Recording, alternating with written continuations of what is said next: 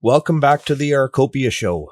Today I have an incredible topic that you're going to be amazed at all of the puzzle pieces being put together.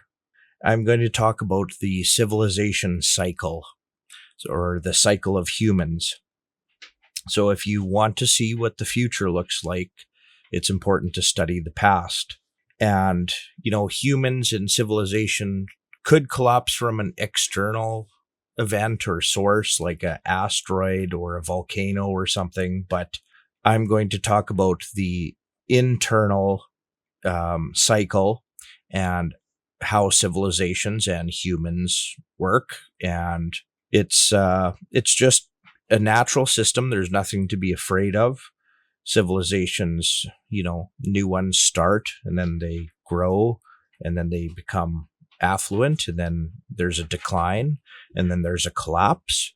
It's the same as everybody likes to talk about. Strong men create good times create weak men create hard times create strong men. But what's important, I like to add in there, is that hard times don't create strong men. Hard times cull the weak men. Some weak men turn into strong men real fast, but there is a culling or a population reduction that not many people talk about when they talk about that. But anyways, the civilization cycle. This is going to literally tie together that strong men creating good times, even get into some animals and nature and the cycles of that. It's going to get into families and family businesses and why, the great grandson will be an idiot and wreck the family empire and stuff. It's going to get into communism. It's going to get into boomers. And I've been accused of blaming boomers, and it's not the boomers' fault. It's just the boomers happen to be at a certain stage in the civilization, which is why they benefited the most from the civilization type of thing cycle. And even the monetary system, it ties all of these things together. It's actually quite incredible. So anyways, let's get right into it, I guess. Civilization's it's just a natural lifespan of human civilization. Like an organism, there are many patterns to this, but the first one is the pioneers. So things are difficult. Strong men are there. These men are poor, cold, hungry, hardy, but they're still driven and they're building things. They're using natural resources. They're trying to stay alive and build things and do all this suffering to make, their kids' lives better. And they're the initial builders of this system. If you look around, there aren't too many of those type of people anymore. So that is strong men creating good times, right? You essentially, from the ashes or from nothing, these men come out of nowhere. Now, I've talked about before, the Hutterite colonies, the first men that started the Hutterite colonies, they go in with next to nothing, and they literally build things with their two hands in the cold. They're hungry. They're trying to grow food. They're trying to stay alive, and they build a few buildings and a little bit of infrastructure and get a little bit of help. And then they produce more food than they consume themselves, and then they sell it. And then they build some more. And, but they initially had to suffer. And it's a long, strenuous, time-consuming suffering that these strong initial men had to do. And that was required to make the Hutterite colony that is today. It starts with these incredible, strong pioneers. After those strong men kind of do this initial suffering and build the initial things and set up initial systems, the next stage is the age, I guess, of commerce. So in this stage of the civilization, stage 2 of 4, I guess, cities are built. So apartment buildings that provide no value, other than a place for somebody to lay their head. This is where the unnecessary things to sustain life are built, like libraries and leisurely things, and a little bit of enjoyment at this stage, and enjoying the prosperity that those initial strong men created. This is kind of, the boomers were kind of at the tail end of this type of thing. They're starting to build these unnecessary things. And I guess the boomers would be kind of I picture that generation, the start of this next cycle, but the stage of affluence. The stage of affluence is a big one to get into. It is, it's, the cities are built, the unnecessary things are built, the leisurely things are built, and it seems like nobody's building any production anymore. Society's not moving ahead. There's corruption. Nobody sacrifices anything for anything. They're all entitled. The majority of the population is extremely lazy. Money is everything. Money is the end all be all. What's your number in your fiat bank account, right? Everybody's spoiled. Even commoners and the poorest, even people without jobs, like even mundane, simple jobs, they get so much welfare that they get to enjoy all of these incredible luxuries as well in this age of affluence, right? They can go to a movie theater. They can go to a theme park. They can go eat, they get currency, and then they can go, to the store and buy what they want. They can drink pop. They didn't have to make pop. They can drink beer. They didn't have to get beer. They can have all these luxuries, heat in their home, electricity on. Like, people don't even think that is a luxury, but I do when you start to understand these things. Air conditioning, heat, natural gas, a house to live in, a bed, sheets, pictures on your wall, clothing, boots, ordering pizza, DoorDash delivery. It just, the entire culture right now is, well, we're actually past the age of affluence or into the next stage, I believe. But this is what the age of affluence is, kind of what brings on communism as well. So communism is, free stuff, right? Free stuff. Somebody else will do it, and we can all share in the glory of it. And equality of outcome, not equal opportunity, but equality of outcome. It doesn't matter if one person over there works hard and somebody doesn't work at all, that they should have the both same outcome, the same house, the same leisurely activities, the same boots, the same everything, the same cars. But essentially, like in communism, you can't explain this to a normie, the average person, these cycles, and it won't change anything. We have to go through this entire cycle system, and there's no turning it around because the majority of people don't listen. And essentially, in order for them to figure it out, there's going to have to be starvation and death.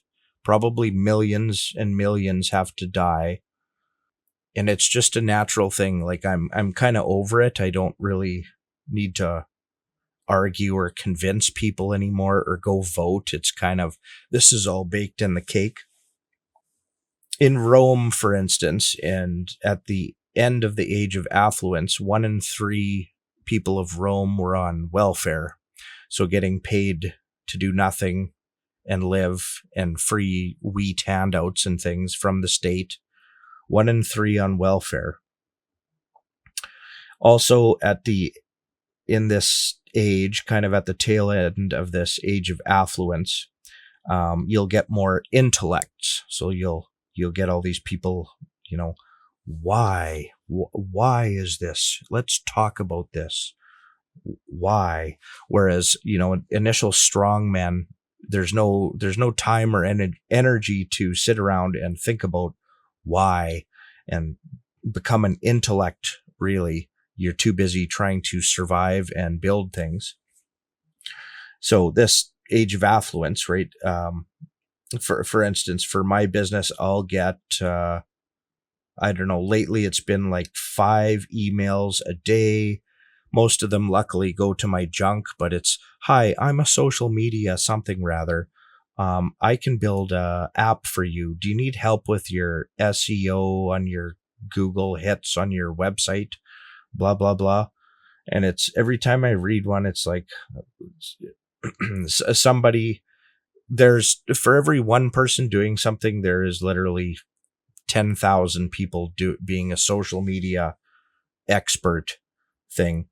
And the fact that content creation is a job and an industry now is just a sign of this age of affluence. Now, sure, creating value in the form of information is good, even some entertainment, but you want to be a popular content creator, it's kitty cat videos. You turn your brain off to watch me, and then you get the views. And just that content creators, people do this for a living, and a lot of people are striving to do this and doing this for a living. This is signs of the times, right?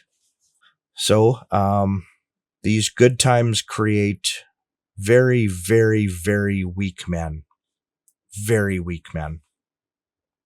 Now, the final stage of a civilization, I guess, before complete collapse is decline and decadence. So this is the final stage, and I think this is the stage that we're in. I don't know how long it's going to take to completely finish, but this is the stage where there are no morals left. Everything is completely meaningless. Just people are going about their day. This is where the drugs and alcohol and anything to numb your brain, because everything's meaningless. Nobody has a purpose. There's tons of addictions. People literally can't even think anymore. Everything is the complete opposite of what is true. There's more mental illnesses. Just society and people as a whole, they just became rotten. And this is just the end of the civilization in the decline here. And it's just awaiting the final collapse of everything. Now, that could happen any day now, really. And it's just, you can expect it. Don't be surprised when it's coming. Hopefully that made sense of me explaining it a little bit. It's any one of these days, and it's over. Some little, not even a black swan event, some white swan event or something, some simple thing, or it's just inevitable, right? It's, frankly, I'm surprised knowing this stuff. Like this is one of my favorite things in the world, is questioning and thinking about things like 15 years ago or something, or more now, 20 years ago, darn near. And questioning things, not understanding things, asking other people questions, but nobody can tell you an answer.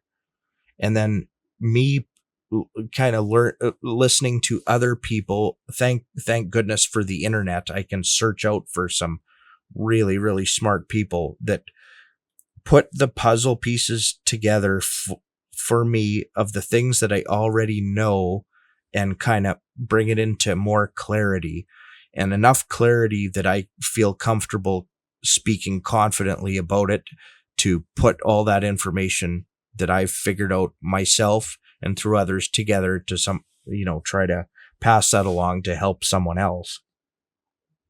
These cycles, another way to explain, like maybe just a micro micro civilization, like how about a family? So let's say granddad, when he was a young man, he bought a bare piece of land and pioneered it and built a farmhouse and built the farmhouse to last, and built, all the fencing and cleared the land and picked the rocks and, figured out how to farm it and did it and made a system. And then his kids kind of continued that on and maybe even grew it a little bit. And then the generation after that, they kind of continued on, kind of doing the same thing, but not appreciating anything they have. And granddad, the initial granddad, he's dead now. He can't go out and fix those fences. So now the new generation operator of that farm doesn't feel like fixing the fences. He doesn't see any need to do that. It's pretty simple. I just can drink some beer and hop on this super combine that was passed down to me and go farming, and there's not a lot of more rocks to pick. All the hard work is kind of done, right? The barn is kind of falling apart and they don't put any maintenance into it. This is what I view as a boomer generation, and I've seen it multiple times. So you talk to a boomer and, got all this land and I'm just selling it off and getting out of farming. And I've been thinking about building a barn for the last 30 years, but, I don't have any ambition or balls to do it, essentially, is what I hear when they talk about it. And again, not to pick on boomers, but it's just in the macro civilization thing in Western worlds, I guess. The boomers are kind of at this stage type of thing. Now, back to the micro family farm and micro family civilization thing. Sometimes the next generations will expand and build and do bigger and better things. So that's why you see most farms fail and go out of business and sell the land off and everything. But the odd one turns into a big one and is uberly successful, because you can't put everybody in the same boat, but it's probably, I like that, what's it called? The 80-20 rule that's for most things, but lately in most things, because everything's so bad and so wonky at the end of this, everything's like 95-5 or 99-1 or something. So for every 5 farms that stick around and build new infrastructure and maintain it and farm more land and innovate, for every 5 of those, 95 are lazy and useless and collapsing in on themselves because there's no strong men in there. But anyways, that generation will or have somebody else pull the fence posts because they're too lazy to do it, to sell fence posts. They'll sell the grain bins. They'll sell the equipment that's rotting away that they didn't maintain. They'll sell the used tin off the building, and then they'll sell the land. And then they'll have that money, and that money will be wasted on a new truck and frivolous things. And the next generation ends up being a city person out on their own with no family, and no micro little civilization that great grandpa tried to create for you because you wrecked it, right? But that's the big civilization on a micro scale is family businesses and family farms and things like that, how that works. So maybe it's great grandpa started this business and he worked his butt off and he passed it down to his kid, and the kid kind of ran it because grandpa set it up, but that kid probably isn't capable to set that thing up from scratch anymore. And then the next kid, he appreciates nothing. It's kind of, well, geez, why don't we sell the company? I could get all this money. I'd rather have the money instead of this company. And then sells the money, and then the money's wasted frivolously or The kid probably has a drug problem, super entitled, no work ethic, right? Money's wasted on luxuries and vacations and things. And then the next generation has nothing after that. And that family literally has to wait for things to get bad enough or some man to be strong enough to sacrifice and build something else to try to help the family. Now, I don't know a way out of this. I think it has to be instilled in educating your kids on a micro scale. From a macro picture, I don't think it can be fixed. Just it's too many variables and too many humans and, oh, free stuff, you say. Oh, less work and more pay, you say. Oh, no work and even more pay and free stuff. Oh, geez.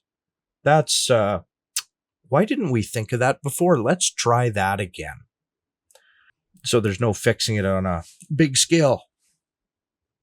Just to briefly talk about, since we're talking about cycles, nature and weather and things. So you got everybody, oh, it's the climate change and we need the carbon tax and things. And there are these long-term and short-term cycles. Where I'm from, it's maybe, I forget exactly. It's like, it seems to be 8 years. Every 8 years it goes to wet, and every another 8 years it goes to dry again. It's like drought, wet type of thing. And then on a really long term thing, I think there's a bunch of things that go with a 90-year cycle in regards to the monetary system and the weather type of thing. So the dirty 30s, they were called that because it was such a bad drought. There was like dust bowls and things, and that's 90 years away. And we're having a drought now. And is it possible that just coincidentally, a 90-year cycle, could it be we have another dirty 30s type of drought at the same time as we have some major economic issues and things? It's a good possibility. So, but there are these cycles in nature. On a little micro thing in the woods, a fox and a rabbit have a relationship. They're on a 7-year cycle. Fox population is huge. So that big population takes out all the rabbits, and then there's no food for the foxes. So the foxes die. And then when there's no predators, the rabbits flourish and there's tons of rabbits.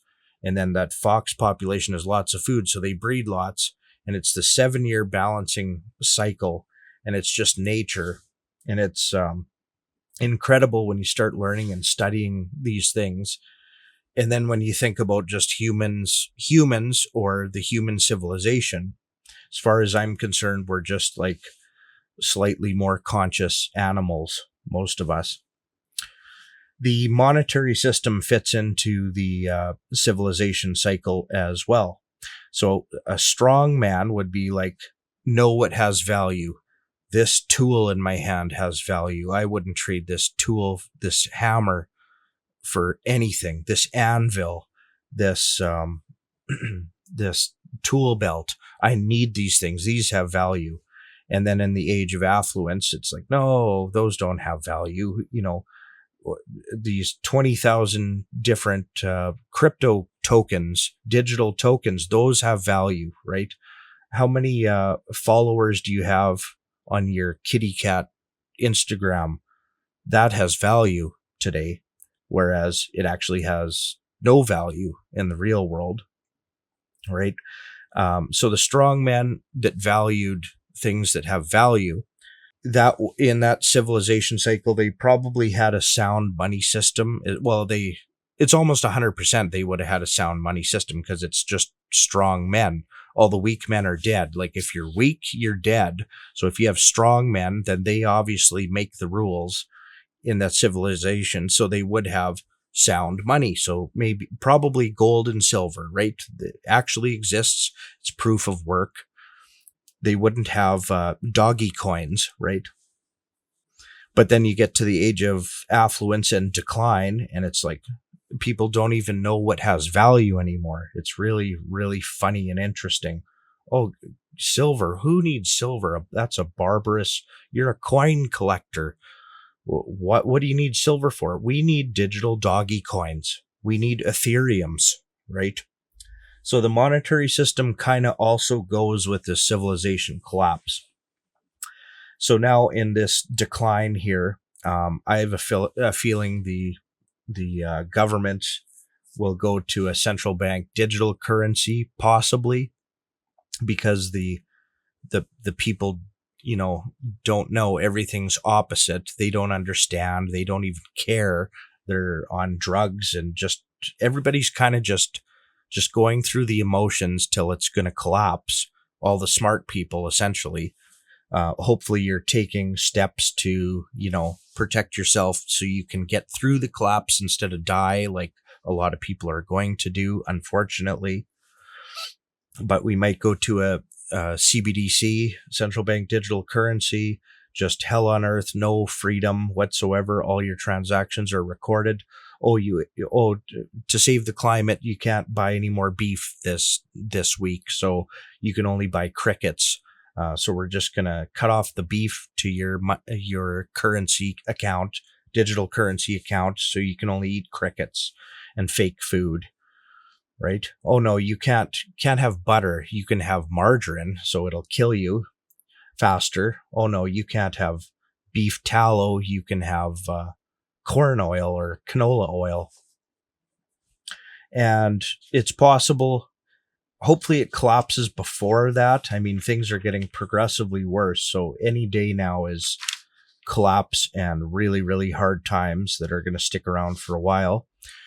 And then the strong men are going to see if they can survive, and the weak men will be culled. And then from there, we can go back to a better monetary system that's backed by, proof of work, whether that's a commodity-based system like Russia, China, Brazil, Saudi Arabia, the majority of planet wants to do right now, except for the West, or just gold and silver, proof of work, real money again.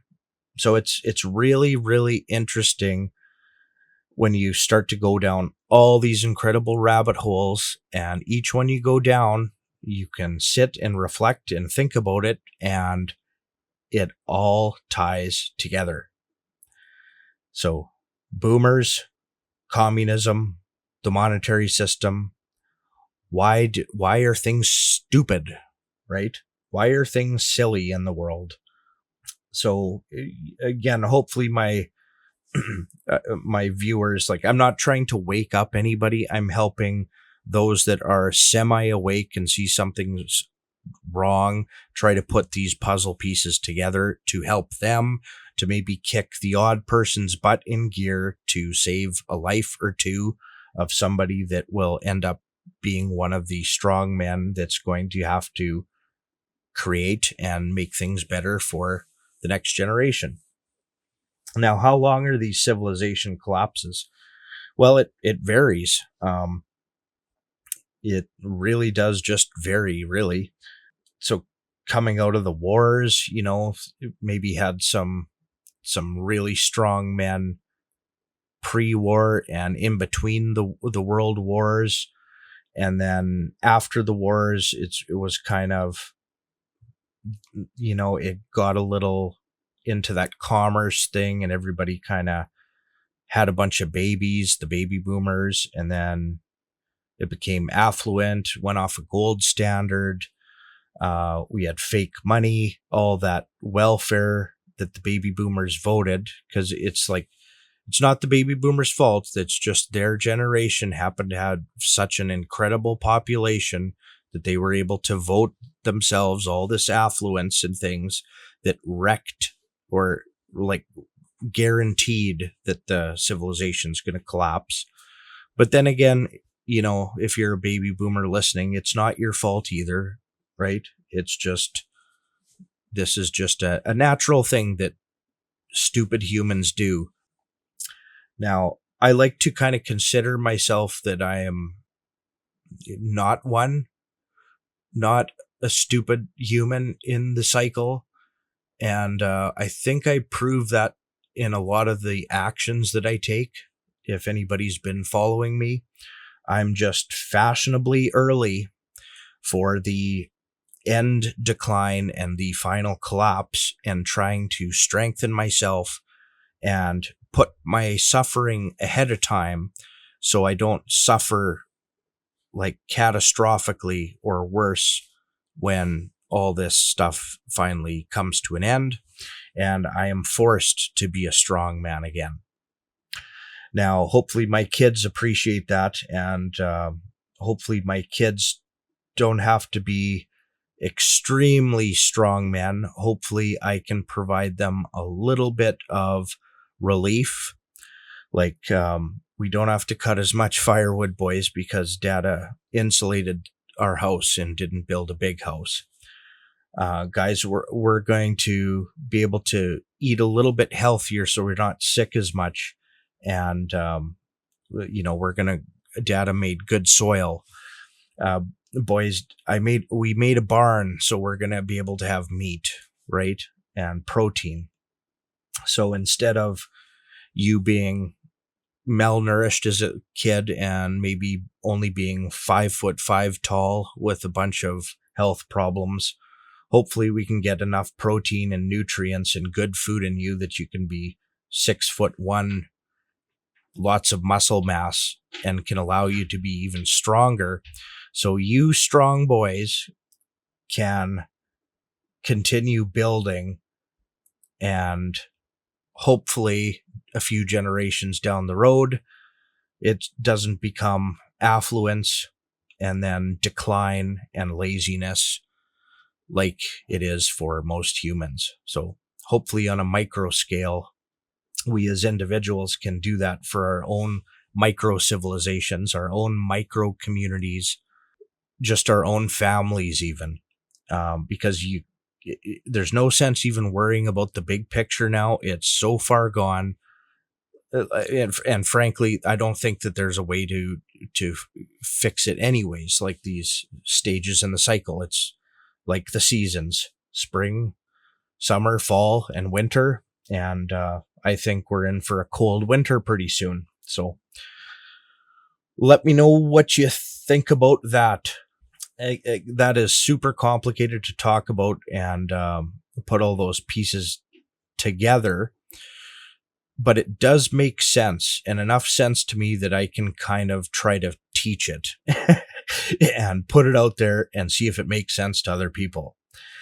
I actually have some other extremely deep, complicated topics on a personal level. I'm going down some more advanced, or everything you learn is more advanced than what you currently know, but some crazy rabbit holes that I'm trying to figure out. Maybe not to the point where I can teach it or speak on it, but maybe I'll include that in another chapter of this podcast series. Maybe not in full. Maybe there isn't even an answer to some of these big rabbit holes, but try to piece a few things together. Thanks for listening. We'll see you next time.